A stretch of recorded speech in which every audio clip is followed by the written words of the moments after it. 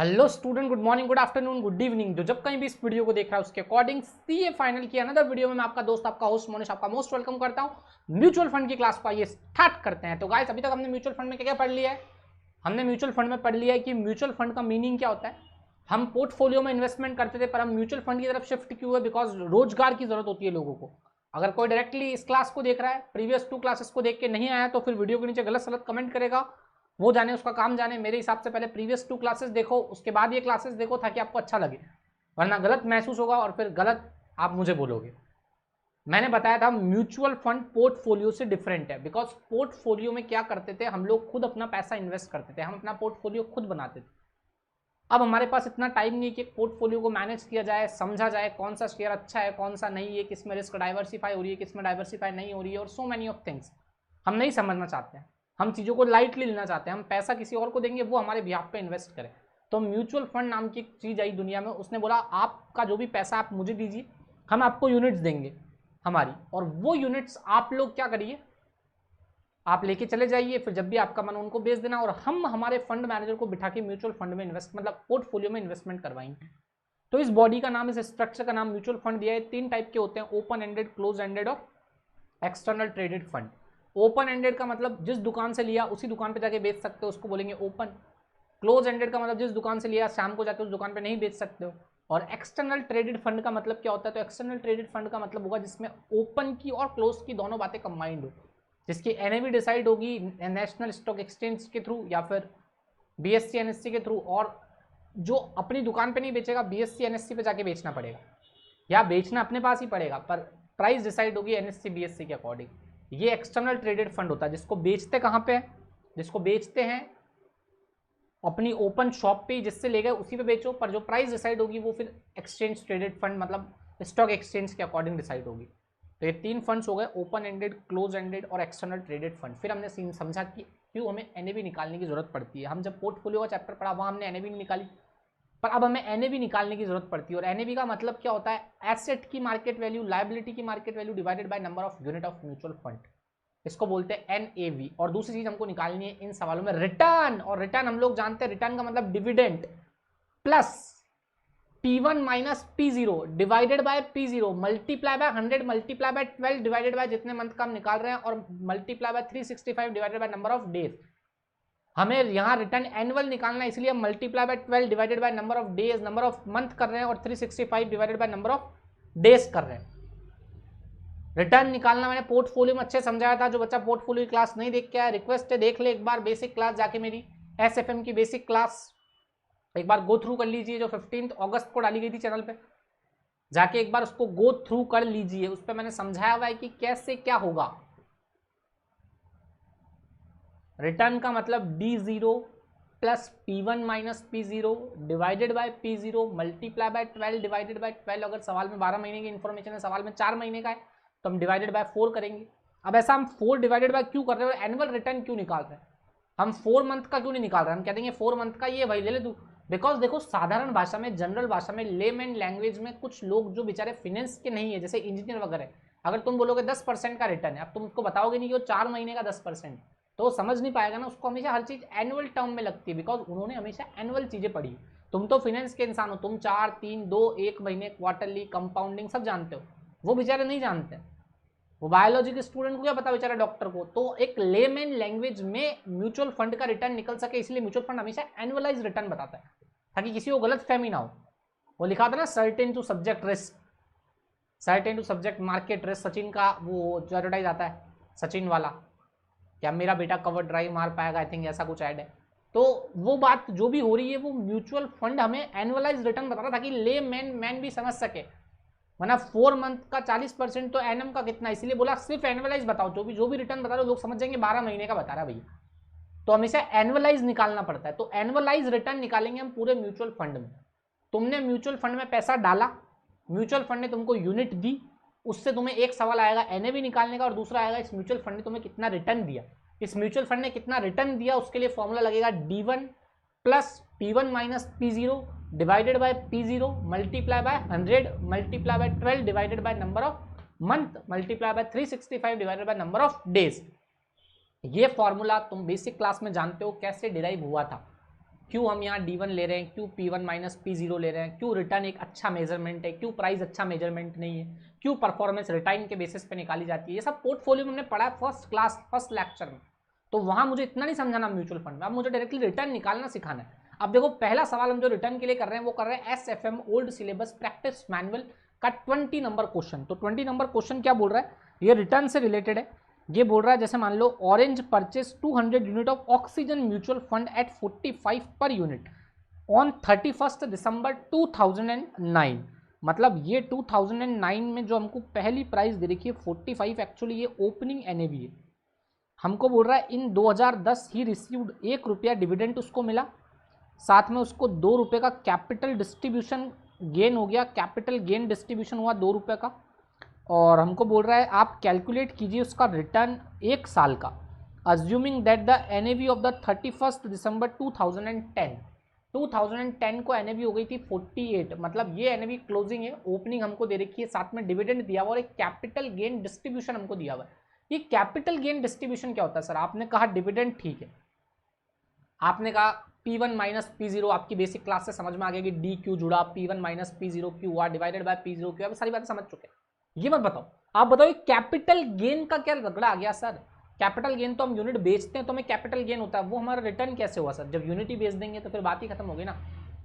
तो यूनिट बेचने से रिटर्न आया वो तो कैपिटल गेन का रिटर्न होगा, वो यहाँ क्यों दिया हुआ सर? और इसका क्या करेंगे?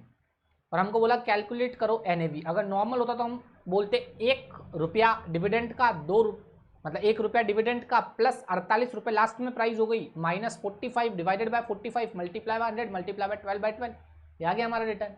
पर ये कैपिटल गेन का भी हमें कुछ करना है क्या? बस रिटर्न तो ऐसे निकलता है। वही अगर रिटर्न में 200 यूनिट के बेसिस पे निकालना चाहो तो वो भी निकल जाएगा। मैंने सिंगल यूनिट के बेसिस पे बोला ₹1 plus 48 minus 45 divided bye 45 multiply bye 100 multiply by 12 divided by 12, ये मैंने एक यूनिट के बेसिस पे निकाल दिया।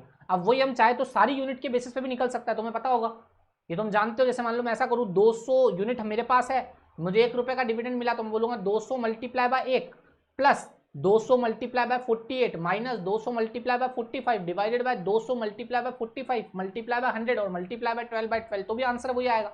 बस वो हमने होल यूनिट के बेसिस पे निकाला है और हमने एक सिंगल यूनिट के बेसिस पे निकाला है। तो जब हम सिंगल यूनिट के बेसिस पे निकाले या होल यूनिट के बेसिस पे निकाले, आंसर तो सेम आने वाला। अब तुम्हें देखना है सवाल को तुम्हें किस लेवल पे करना है। तो रिटर्न निकालना तो तुम पोर्टफोलियो से जानते हो, बस यहाँ पे एक एक्स्ट्रा चीज जो आई है वो है कैपिटल गेन डिस्ट्रीब्यूशन हमें और हुआ है। पर सर कैपिटल गेन डिस्ट्रीब्यूशन का हमारे रिटर्न से क्या रिलेटेड? हमारा रिटर्न ही खत्म हो जाएगा अगर हमने शेयर कोई बेच दिया, यूनिट कोई बेच दिया।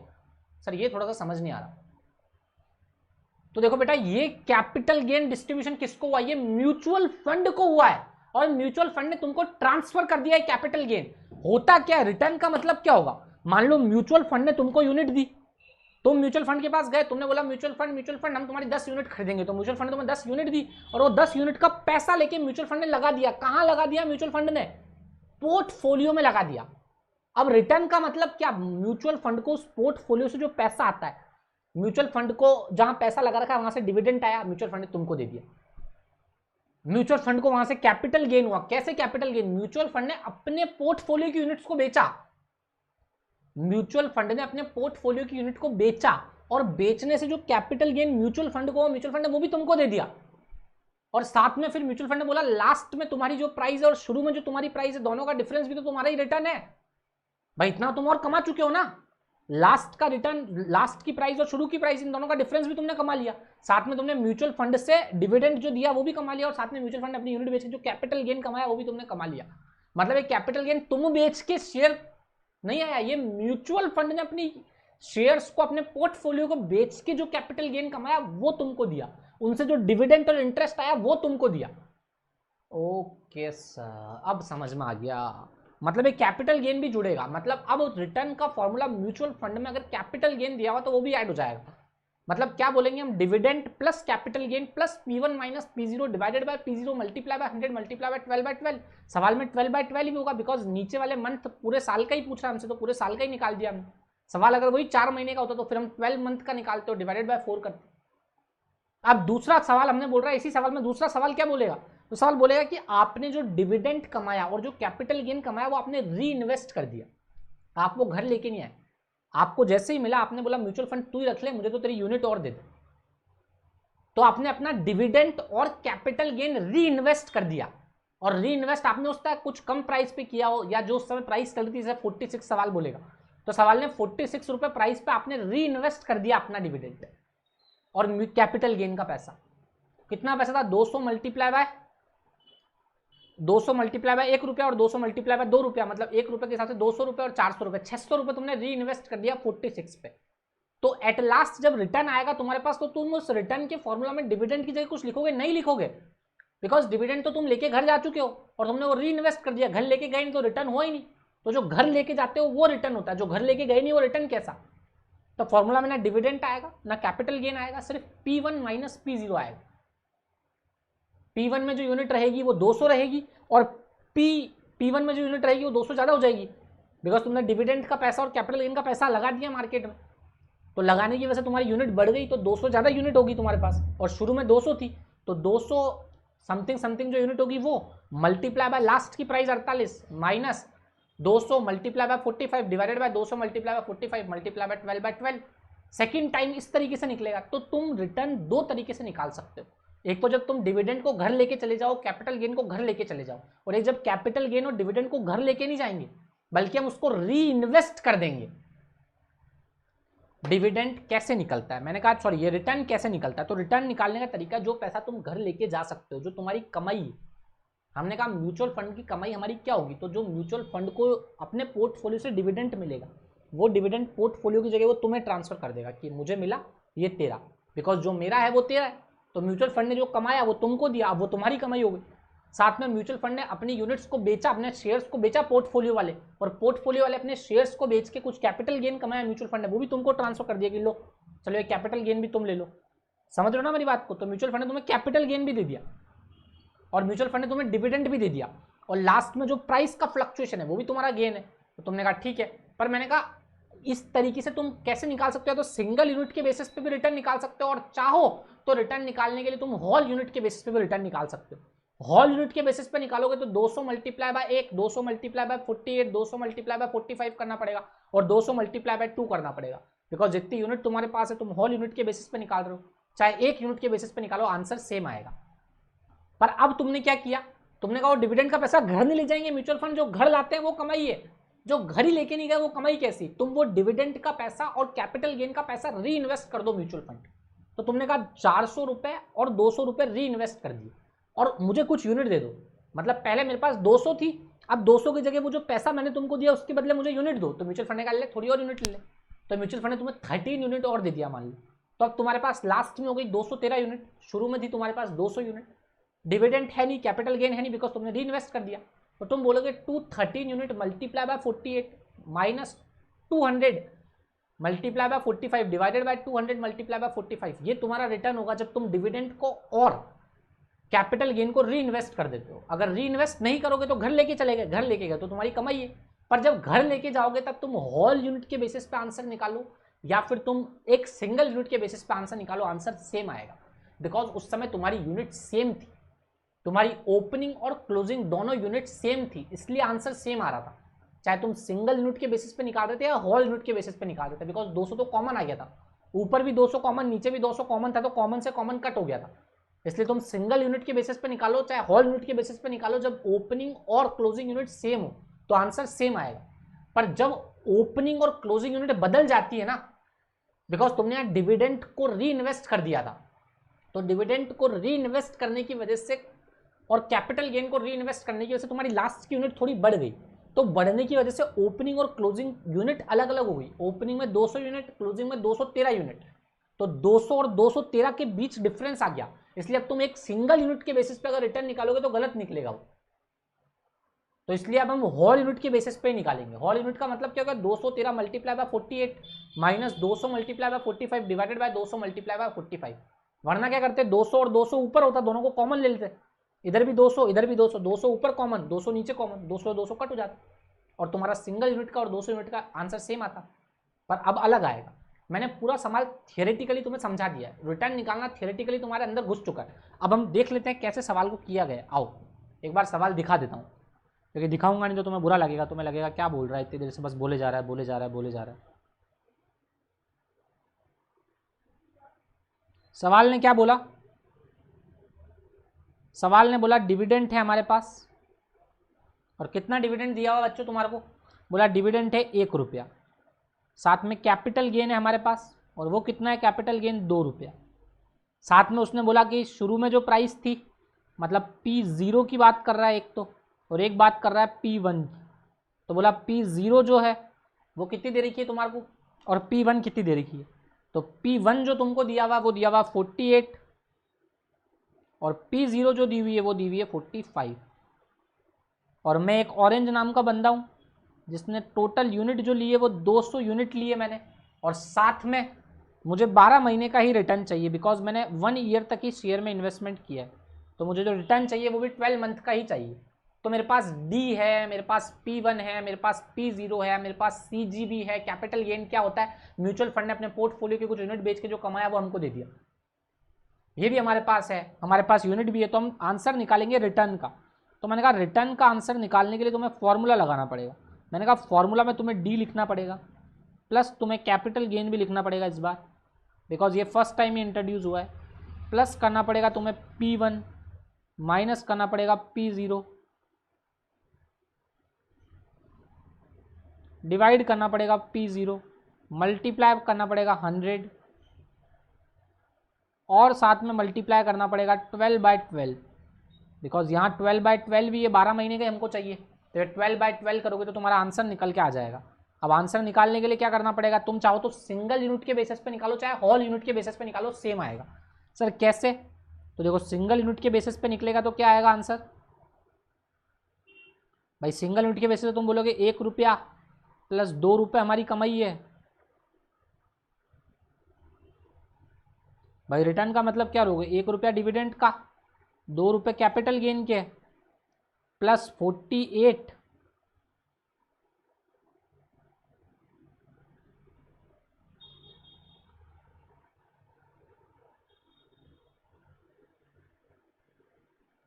Minus 45 divided bye 45 multiply bye 100।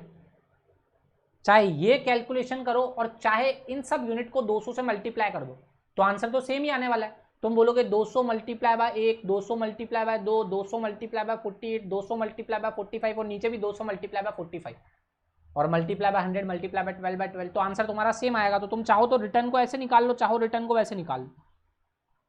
ये पहला हो गया। अब बोला तुमने ये पैसा री इन्वेस्ट कर दिया मेरे भाइयों, री इन्वेस्ट। तो अब पहले इसका आंसर चेक कर लेते हैं, फिर री इन्वेस्ट वाला कर लेंगे, है ना।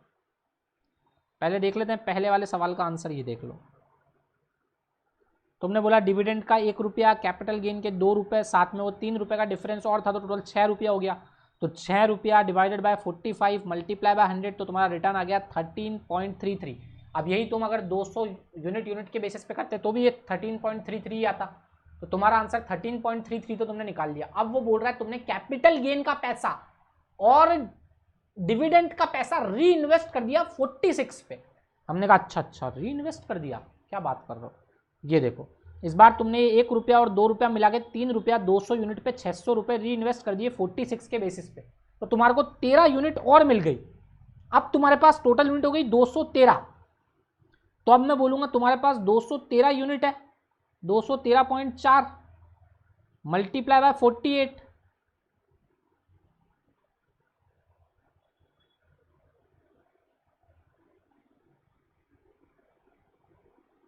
Minus 200 multiply by 45 divided by 200 multiply by 45 और मल्टीप्लाई बाय 100 और मल्टीप्लाई बाय 12 डिवाइडेड बाय 12। ये तुम्हारा आंसर होगा एनएबी का। यहां पे 213.4 यूनिट आ गई, मतलब डिविडेंड यहां कुछ नहीं है, कैपिटल गेन कुछ नहीं, बिकॉज री इन्वेस्ट हो चुका है। और यहां पे 200 कॉमन नहीं ले सकते हो, इसीलिए सिंगल यूनिट में आंसर नहीं आएगा तुम्हारा सही। सिंगल यूनिट का आंसर तो तुम बोलोगे 48 minus 45 divided bye 45 multiply bye 100, गलत हो जाएगा, बिकॉज उसके हिसाब से तुम्हारे पास 200 यूनिट ही थी हमेशा से ही, ऐसा नहीं है। तुम्हारा 213 यूनिट है क्लोजिंग के समय, तो इसलिए सिंगल यूनिट पे जब तुम डिविडेंड को और कैपिटल गेन को री इन्वेस्ट कर दोगे तो 200 कॉमन नहीं आएगा, इसलिए आंसर होल यूनिट के बेसिस पे और सिंगल यूनिट के बेसिस पे अलग अलग हो जाएगा। तो जब डिविडेंड री इन्वेस्ट करो तो तुम्हें होल यूनिट के बेसिस पे निकालना पड़ेगा, और मैं बोलता हूँ हमेशा ही तुम 200 यूनिट के बेसिस पे निकालो। जब तुम्हारा कॉमन आ रहा हो तब भी तुम 200 यूनिट के बेसिस पे निकालो, तब भी तुम 200 मल्टीप्लाई बाय करो 1, 200 multiply bye 2, 200 multiply bye 48, multiply by 45, सब करो। हमेशा अपन सारी यूनिट्स के बेसिस पे ही निकालेंगे। ये तुम्हारा रिटर्न तुमने निकाल दिया, कमाल है। मुझे पता है तुम्हें पूरी तरह से समझ में आ चुका होगा कि रिटर्न की प्रणाली क्या होती है, रिटर्न किस तरीके से चलता है। मैंने कहा रिटर्न चलाने का तरीका क्या होता है, एक बार वापस बता रहा हूँ। देखो रिटर्न में क्या क्या होता है, तुम सच बताओ, तुम्हें समझ में सब आ गया होगा। ढंग से सोचो रिटर्न का मतलब क्या हो रहा है। तो मैंने कहा तुम्हारे को जब भी रिटर्न निकालना होगा बच्चों, तो तुम्हें रिटर्न निकालने के लिए डिविडेंड लेना होगा, कैपिटल गेन लेना होगा। कैपिटल गेन के अलावा तुम्हें P1 माइनस P0 लेना होगा। अब मैंने कहा क्यों तुम कैपिटल गेन ले रहे हो, तो तुमको ही पता तुम क्यों कैपिटल गेन ले रहे हो। तो कैपिटल गेन तुमने लिया P1 माइनस P0, तुमने लिया डिविडेंड, डिवाइडेड बाय तुमने क्या कर दिया, तुमने बोला डिवाइडेड बाय, हमने किया P0 मल्टीप्लाई बाय 100, ये मजा रिटर्न आ गया। अब यहाँ रिटर्न में कैपिटल गेन क्यों आया, बिकॉज म्यूचुअल फंड ने अपने पोर्टफोलियो की यूनिट जो बेची वो भी तुम्हें तो देगा रिटर्न निकाल के। भाई जो कैपिटल गेन कमाया म्यूचुअल फंड ने वो भी तुमको देगा, डिविडेंड कमाएगा वो भी तुमको देगा, तुम्हें ही तो सब कुछ देगा, और साथ में प्राइस का फ्लक्चुएशन। अब मैंने कहा होल यूनिट के बेसिस पे निकालो चाहे 1 यूनिट के बेसिस पे निकालो, आंसर सेम आएगा। समझ रहे हो मेरी बात को, दोनों में आंसर तो सेम आने वाला है, कॉमन आंसर आने वाला है। बट जब तुम डिविडेंड को और कैपिटल गेन को री इन्वेस्ट कर दोगे तो आंसर बदल जाएगा। ऐसा क्यों होगा, बिकॉज उस समय यूनिट 200 कॉमन नहीं आएगी। ये सारी बातें मैंने कंप्लीट क्लियर कर दी है बेटा, रिटर्न सब कंप्लीट तुम्हारे अंदर जा चुका है। अब रिटर्न का कोई भी 30 मार्क का सवाल आ जाओ तुम खुद कर सकते हो, और एनएवी का कोई भी सवाल आ जाओ वो तुम्हारी परसों वाली क्लास से तुम कर सकते हो। अब तुम्हें डिपेंड करता है तुम कितना अच्छा परफॉर्म करते हो। अब अगला सवाल करते हैं 1 मिनट का ब्रेक लेके। अब हम देख रहे हैं क्वेश्चन नंबर 24। क्वेश्चन नंबर 24 भी सेम इसी टाइप का क्वेश्चन है, उसमें एनएवी निकाल रखी, मतलब एनएवी निकालनी है। वो बोल रहा है ए नाम का एक इन्वेस्टर है जिसने 3 म्यूचुअल फंड में पैसा लगाया, म्यूचुअल फंड ए में, म्यूचुअल फंड बी में और म्यूचुअल फंड सी में। बोल रखा है शुरू में एनएवी इतनी थी, लास्ट में एनएवी इतनी थी, टोटल डिविडेंड हमको इतना मिला, हमने इतने रुपए लगा रखे हैं। तो हम क्या करेंगे, सिंपल सी बात है। वो बोल रहा है एक म्यूचुअल फंड है आपके पास ए, उसमें आपने पैसा लगाया था 1 दिसंबर 2009 को, और आपको एनएवी जो निकालनी है वो निकालनी है 31/3/2010 की। ये देख लो, आपको निकालनी है 31/3/2010 की, आपको इफेक्टिव यील्ड निकालना है। वो इफेक्टिव यील्ड बोले या आपको एनएवी बोले, या आपको सेम समझना है। यहाँ पे इफेक्टिव यील्ड को भी आपको एनएवी समझना है, और यहाँ भी आपको 12 मंथ का ही निकालना है। वैसे इफेक्टिव यील्ड अलग होती है, वो हम सिक्योरिटी एनालिसिस में जाके सीखेंगे, पर यहाँ पे इफेक्टिव यील्ड अगर म्यूचुअल फंड में आती है तो हम 12 मंथ का एनुअल रिटर्न ही निकालेंगे। 12 मंथ का एनुअल रिटर्न हमारे लिए एनएवी होगा। हमने कहा ठीक है, हमको बोला इफेक्टिव यील्ड या एनुअल रिटर्न जो भी हम सेम मानेंगे उनको। हमको बोला आपको 31/3 का निकालना है, मतलब टोटल मंथ कितने हो गए, 12 वाला पूरा मंथ, जनवरी, फरवरी और मार्च, मतलब 4 मंथ, मतलब 4 मंथ का रिटर्न निकालना है। मतलब इस बार हमारा जो फॉर्मूला होगा ना, उस फॉर्मूला में ऐसे लिखना पड़ेगा डी प्लस कैपिटल गेन। सवाल में कैपिटल गेन जैसा कुछ है ही नहीं, सवाल में कैपिटल गेन नहीं आएगा। P1 minus P0 divided by P0 multiply by 100 और मल्टीप्लाई बाय 12 डिवाइडेड बाय 4। ये म्यूचुअल फंड ए के रिटर्न के लिए हमको इतना तामझाम करना है। अब हमने कहा हम सिंगल यूनिट के बेसिस पे निकाले या फिर होल यूनिट के बेसिस पे निकाले, वो हम पे डिपेंड करता है। हमने कहा देखो डेट ऑफ इन्वेस्टमेंट ये थी, उसमें हमने 50,000 रुपये इन्वेस्ट किए थे। उस समय नेट एसेट वैल्यू जो चल रही थी वो चल रही थी 10.50। तो हमारे पास सिंगल यूनिट कितनी आ गई, मतलब टोटल नंबर ऑफ यूनिट कितनी है हमारे पास, तो हम बोलेंगे टोटल नंबर ऑफ यूनिट जो हमारे पास MF1 की है, यानी कि MFA की हमारे पास जो टोटल नंबर ऑफ यूनिट है MFA की कितनी है, वो MFA की टोटल नंबर ऑफ यूनिट हमारे पास, हम बोलेंगे 50,000 रुपये हमारा इन्वेस्टमेंट है, डिवाइडेड बाय 10.50। उस समय शुरू में जो NAV थी वो 10.50 थी, तो हमारे पास टोटल नंबर ऑफ यूनिट निकल के आ गई। मेरी बात समझ रहे हो। अब हमको पता पड़ गया टोटल नंबर ऑफ यूनिट हमारे पास इतनी है। हमारे पास शुरू की NAV 10.50 है और लास्ट की NAV 10.40 है। तो हमारा फॉर्मूला क्या होगा, हमारा फॉर्मूला होगा D प्लस 10.40, समझ रहे हो ना, 10.40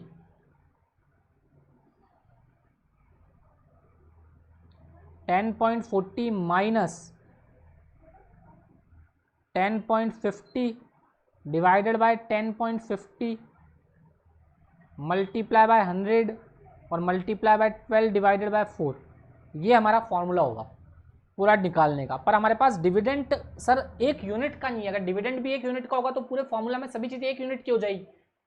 तो 1 यूनिट का डिविडेंड कैसे निकाले, तो हमने कहा 1 यूनिट का डिविडेंड निकालने के लिए तुमको देखना पड़ेगा तुम्हारे पास टोटल डिविडेंड कितना है।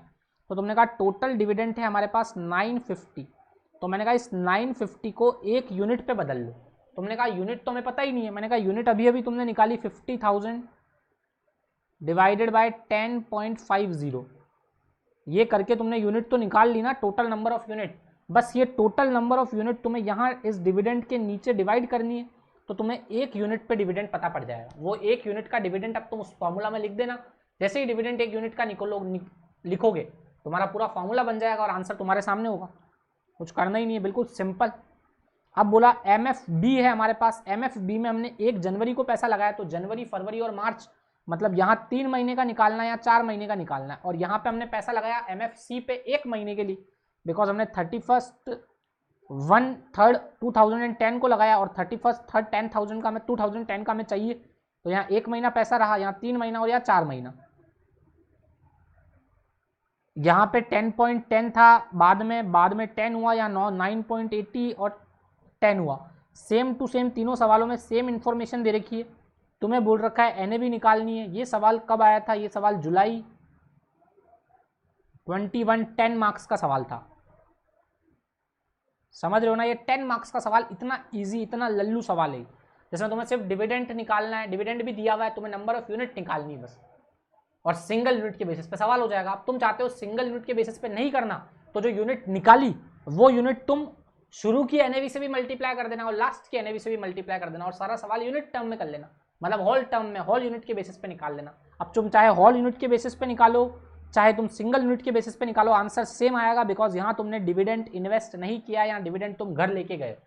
अगर डिविडेंड घर लेके नहीं जाते तो तुम्हारा आंसर चेंज होता। अब मेरे हिसाब से ये सवाल करने के लिए तुम कैपेबल हो। ये सवाल तुम्हारे लिए होमवर्क छोड़ देते हैं, कल जब हम क्लास स्टार्ट करेंगे तो पहले इसको करेंगे और फिर आगे कंटिन्यू करेंगे। वैसे तो ये सवाल बहुत ईजी है, बहुत रफली मैनर में हो जाने चाहिए। क्या होमवर्क दो और क्या मैं करूँ।